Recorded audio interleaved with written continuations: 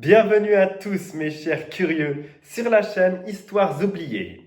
Si vous cherchez une chaîne qui traite de l'histoire méconnue des différents pays en profondeur et avec passion, vous avez trouvé le Graal. Nous allons débuter avec l'histoire intégrale de la Suisse.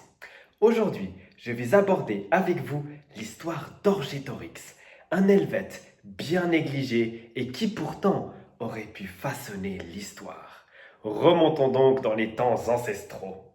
Orgétorix était, selon Jules César, le plus noble et le plus prospère de tous les Helvètes.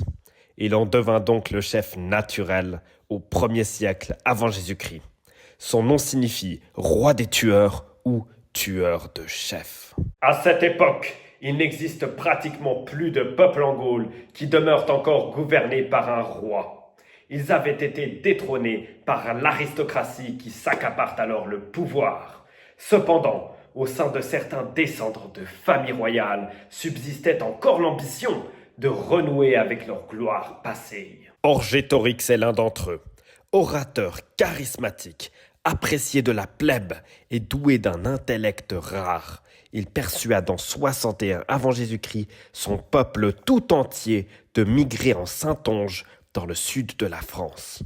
Plusieurs considérations les motivent. Premièrement, le climat y est davantage favorable et les terres que l'on y trouve se montrent plus fertiles. Deuxièmement, les Helvètes résident entre plusieurs pays menaçants. Au nord, ils subissent des escarmouches presque quotidiennes des Germains. Au sud, le peuple voisin des Allobroges se soulève contre les Romains. Troisièmement, en outre de ce milieu instable, les Helvètes, en tant que nation belliqueuse et conquérante, se sentaient à l'étroit, étriqués entre les montagnes des Alpes et du Jura, ainsi que des fleuves du Rhin et du Rhône. Ils rêvaient d'un territoire ouvert où s'étendre. La Saintonge, largement plus spacieuse, leur offrait un cadre idéal pour répondre à cette ambition.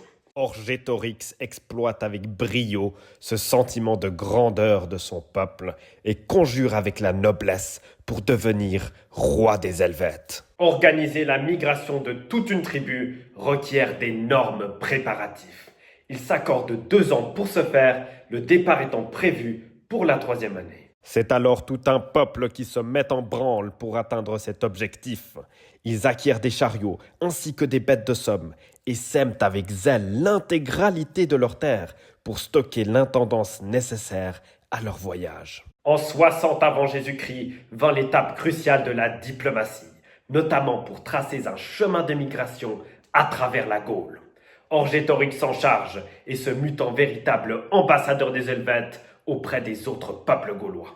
Il reconduit avec ses voisins les traités de paix et d'alliance. Il se rend en Sécanie, où il s'entretient avec leur chef Casticos, fils de l'ancien roi sécane Catamantaloédis.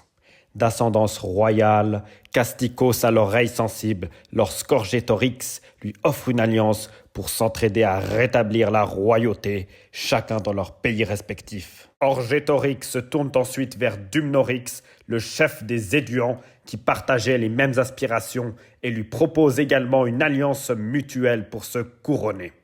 Les trois développent ensemble des affinités. Orgétorix offre sa propre fille en mariage à Dumnorix. De nombreux échanges maritaux sont actés entre les jeunes nobles des 3 tribus ainsi que des alliances personnelles. Les 3 leaders scellent donc le serment de se soutenir pour devenir monarque. Orgétorix devait le premier s'arroger le trône pour prouver la simplicité de son plan. Les Helvètes étant le peuple le plus nombreux de Gaule, son rôle dans un second temps consistait à appuyer ses 2 partenaires du poids considérable de son armée pour les sacrés souverains légitimes de leur peuple. Mais leur accord ne se restreint pas exclusivement à cela. Ils entreprennent une coalition pour s'accaparer le pouvoir sur toute la Gaule. En effet, Orgétorix était convaincu que son peuple belliqueux et à cette époque couvert de gloire par ses prouesses militaires et par son courage, pouvait aisément conquérir la Gaule et la soumettre à leur domination. Sa conspiration consistait à se servir des Helvètes en tant qu'armée et non pour effectuer la migration initialement prévue. La supériorité guerrière des Helvètes est accréditée par Jules César lui-même, qui affirme que les Helvètes surpassaient en valeur les autres peuples gaulois par leur habitude de combat contre les Germains. L'union de ces trois peuplades, les plus influentes et les plus vaillantes de Gaule, créerait un pôle tout-puissant, redoutable, apte à repousser leurs adversaires germains et même romains. César intègre parfaitement cette idée et il ne peut la tolérer. L'unification de la Gaule autour des Helvètes constitue également une perspective insoutenable à Rome. Cependant, alors que ce nouveau triumvirat semble inarrêtable, un traître dévoile aux Helvètes le plan machiavélique de leur chef.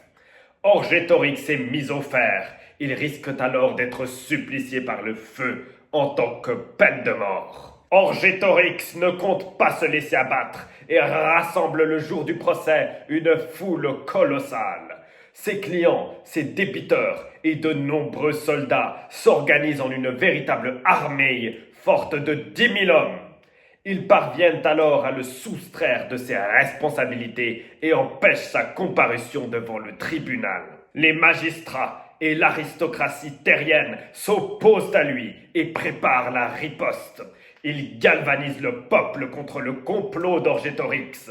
Les grands propriétaires terriens ramènent leurs fermiers pour contrebalancer le poids de son armée. Orgétorix, craignant la mort atroce qui se dessinait pour lui, prit son destin entre ses mains et se suicida en prison. Son grand dessein d'unification et d'indépendance gauloise face aux menaces extérieures s'éteint alors avec lui. Merci à tous d'avoir regardé cette vidéo qui, je l'espère, vous aura permis d'avoir un regard plus accompli sur le personnage fascinant et clivant d'Orgétorix.